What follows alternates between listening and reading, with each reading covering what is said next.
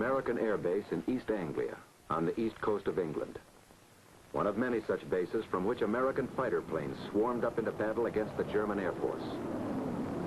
Planes known as the P-47, the Thunderbolt, a fast, tough, high-altitude fighter with a dive like its name and an 8-gun blast in its wings.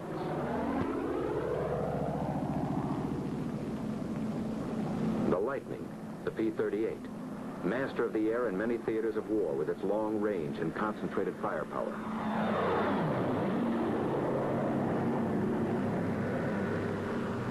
The Mustang, the P-51, the longest range fighter in the world. Speed, fast climb, quick dive, tight turn. Into these three great fighters, America poured its genius, its millions of man-hours of labor, its faith in victory against the Luftwaffe. And in their single cockpits, it placed these men.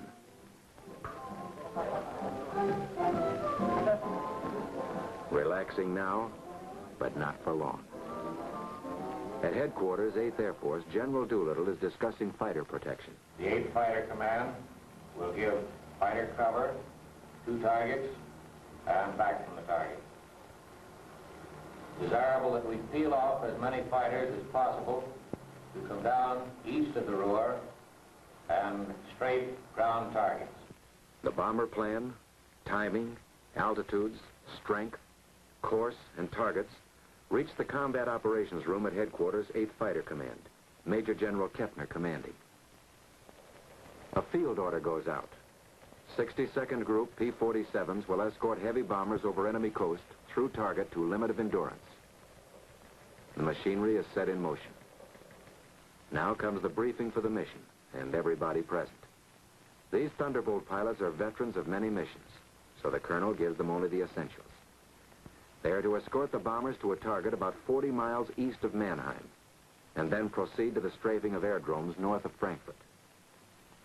They're given times of takeoff, rendezvous, escort, strafing. The pilots make notes on the backs or palms of their left hands. Intelligence warns them that they may expect considerable enemy opposition today. The Germans have brought in some 100 single-engine fighters. On the field, planes warm up. It's takeoff time for the Thunderbolts.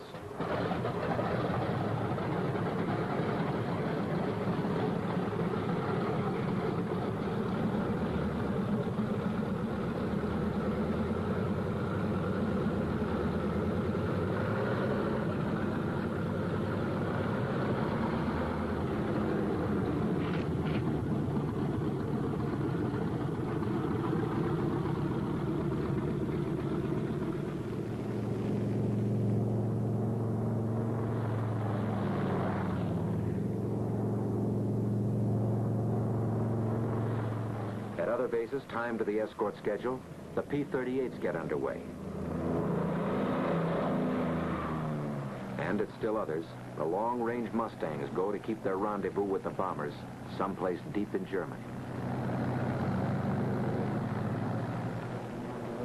Somewhere out there over enemy territory, near or far, in the long route as the bombers go out and come home, each of these formations will make rendezvous at a certain point on the exact minute.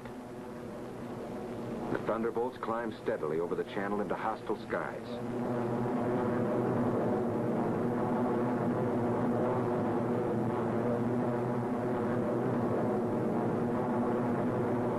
Close to rendezvous. And in the distance are the bombers. Advanced formations of an armada perhaps 100 miles long. The Thunderbolts maneuver for their escort position. Each pilot searches the sky, constantly watching for the main enemy attack, which may come near the coast or deep in Germany, or hit-and-run sneak attacks by the enemy's aerial snipers.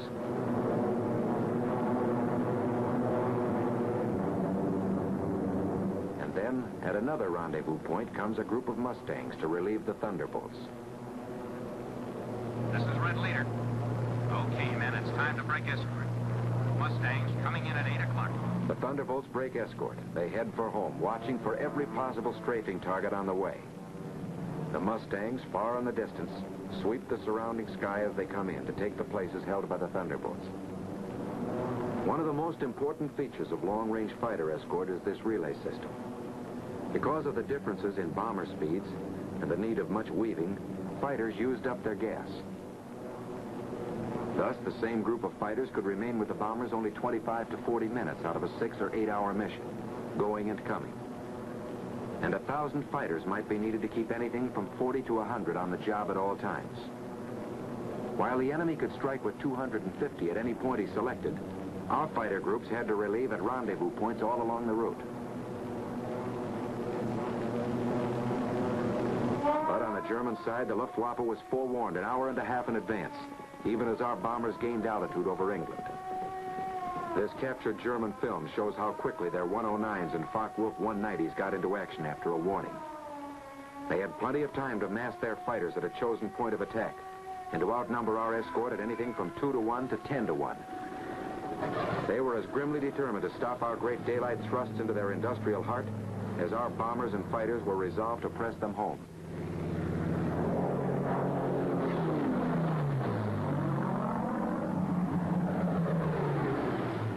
Meanwhile, deep in Germany, the group of escorting Mustangs watches every corner of the sky, weaving ahead, above, below, and all around the bombers like a screen of destroyers protecting the main fleet. They don't have long to wait for another rendezvous, this time with the enemy.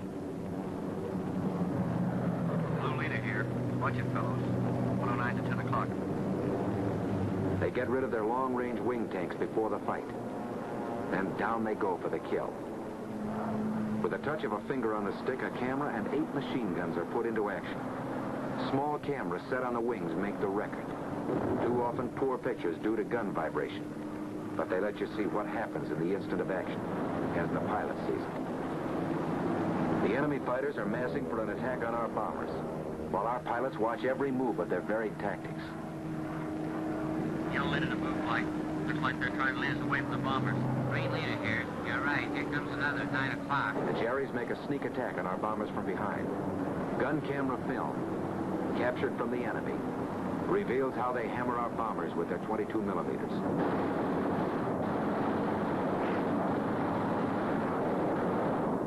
A B-17 catches fire and goes down in flames. This one had half his tail shot off, but is still going ahead.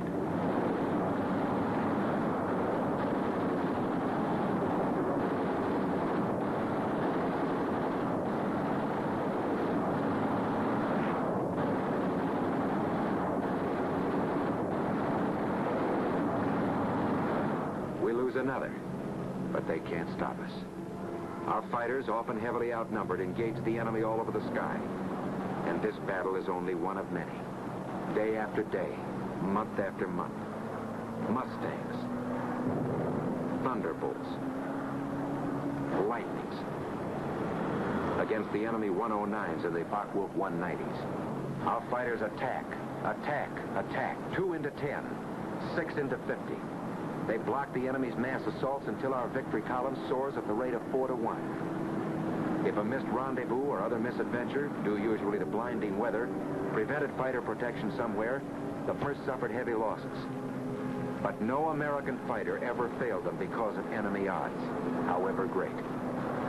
Never was a mission turned back by enemy action.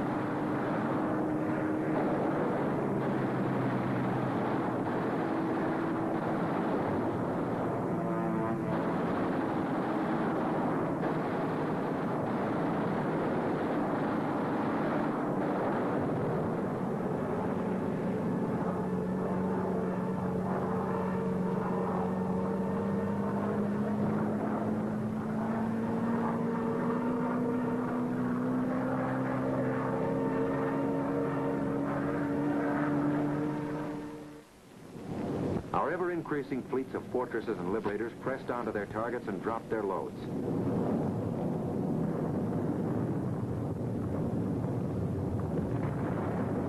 day arrived when a huge 8th Air Force bomber mission with full fighter escort was flown to Berlin and back without a challenge by a single enemy fighter.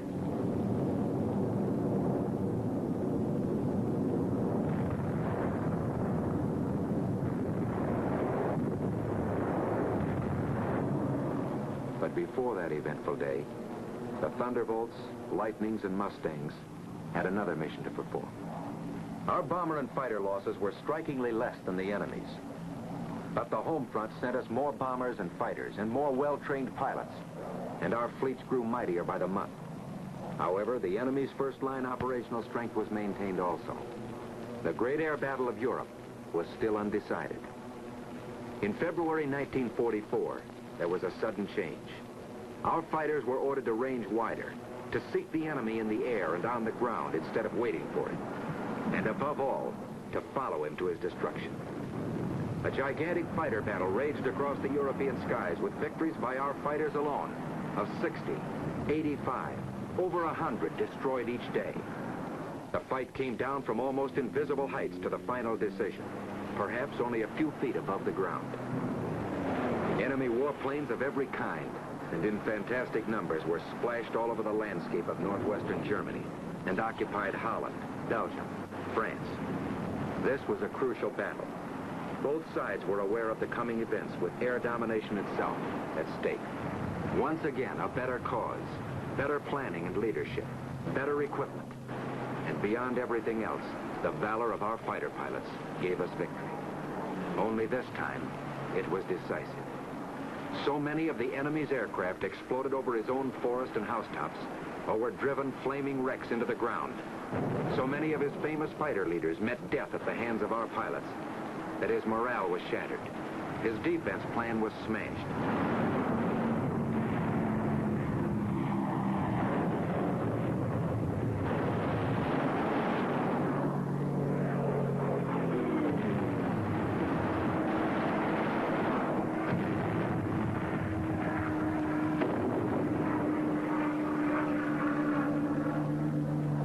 Quickly, our fighters seized their opportunity.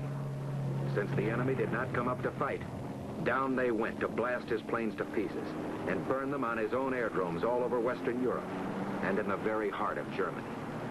It was the most savage and devastating fighter attack on record. Returning from unchallenged escort duty and on many special missions, they burned his aircraft by hundreds from one airfield to another.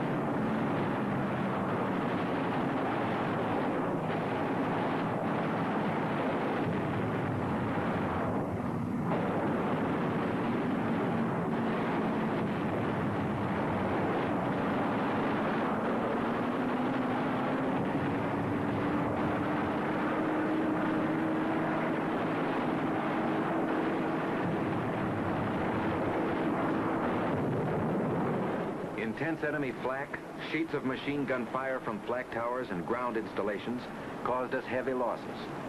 4 times as many as the same number of fighters would sustain in aerial combat. But our fighters never flinched, and by their courage, faced destruction in single-engine planes only a few feet above the ground and 500 miles from their bases, until they had smashed the heavily concentrated frontline operational strength of the German Air Force forever. Now that the sky was ours, another great opportunity became ours too. The destruction of the enemy's transportation system that fed and supplied the great armies counted on to repel the Allied invasion forces. The enemy's roads and railroads were struck with the mighty force of air power. These were tense days, crucial days, and both sides knew it. Our fighters, freed by their bitterly won victory in the air, became a dominant factor on the ground. They exploded locomotives by the thousands and burned freight cars in uncounted numbers. No train in daylight hours was safe. No target too small, even a single railroad car. No marshaling yard a haven. The enemy's desperately needed rail transport system was shattered all over the map.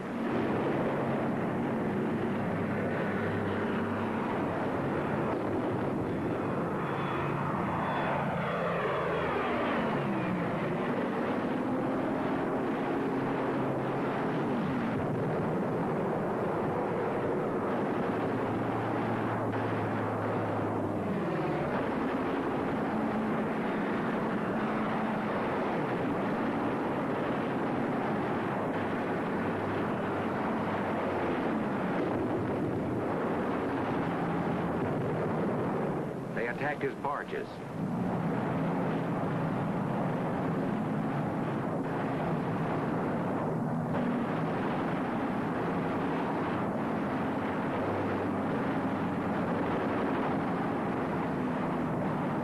His oil tanks.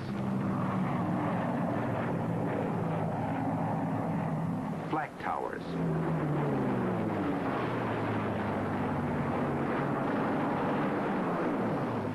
Radio and radar stations. Trucks carrying ammunition and supplies. Staff cars carrying high German officials. This one might have been Rommel. Road traffic of every kind and description until enemy convoys could only move effectively at night. What did this mean to the German armies of the West? How did it count on Invasion Day and the Battle of Normandy? The answer is history. Our gallant armies are driving ahead without having to keep one eye cocked over their shoulders. Their gun emplacements unobserved. Everywhere about the mighty battle was and is the flash of American fighters. The Germans see them deep in their own sky and cringe. Our men see them above the grim fight and cheer. There are remembered names in the mess halls. Major Gerald Johnson, a crack shot. Major Goodson, gallant fighter. Major Dwayne Beeson, great tactician. Captain Eugene O'Neill, one of the best. Major Don Gentili ran up a flaming record. Colonel Don Blakesley, great leader of 4th Group. Major Walker Mahurin, one of the first and best of the great aces. Major Bob Johnson and all his victories. Lieutenant Colonel Gabreski with a great career. And Colonel Hubert Zemke, famous commander of 56. A score of victories or more on the records of them all. Duncan, Schilling, Pretty, and all our gallant fighter pilots who in the decisive hour smashed the Luftwaffe and gave us freedom of the air in Europe, just as that freedom must now be gained in the Pacific.